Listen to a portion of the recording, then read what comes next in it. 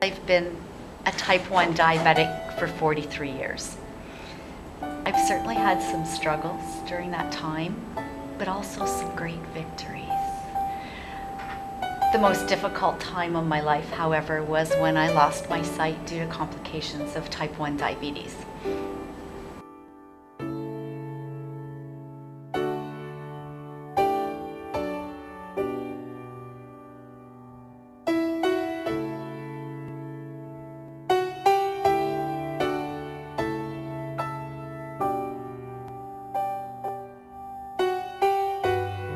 Teresa, do you feel like you have to explain things differently to Aunt Deb because she can't see, or? Do you know what's amazing about Debbie is that, yes, initially, Yeah.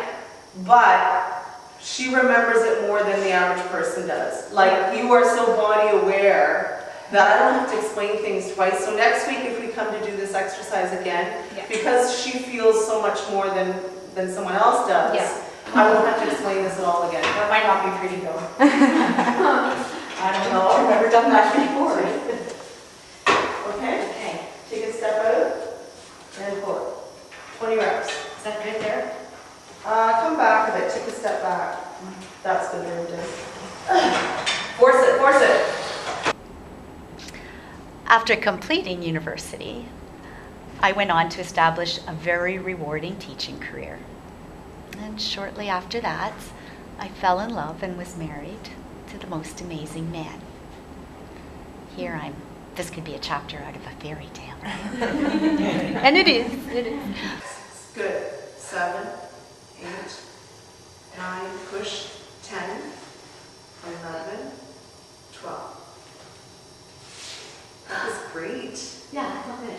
Yeah. You might wonder, how on earth do I know what I'm wearing? Yeah. If I choose something, I can almost tell immediately what it is that I'm feeling. Right. This, I believe, is, if I can feel it right. This is a striped pants and flower jacket.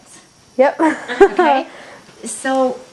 Do you have everything in the same spot? No, it's not even that. I do have it organized. Yeah. Yes. However, everything I own has a different texture. There's something different and unique about it. It took the docs well over a year to make my diagnosis. So I was in a pretty tough state by the time that they actually did diagnose me with juvenile diabetes. So my eye surgeon said it was time, the retinal surgeon, and I might add, he is one of the top in our country. He said it was time to operate. He would operate in one eye at each time, and he scheduled the first eye surgery for the end of July. I thought, that's perfect. I can get my classroom ready for back to school in September. In one day, within a couple of hours span, that eye that improved so much hemorrhaged massively, filled up with blood, and I lost the sight in that eye. Instead of going back to school that very first day back, the day after Labor Day, my husband and I were making a trip to see the eye surgeon in Toronto.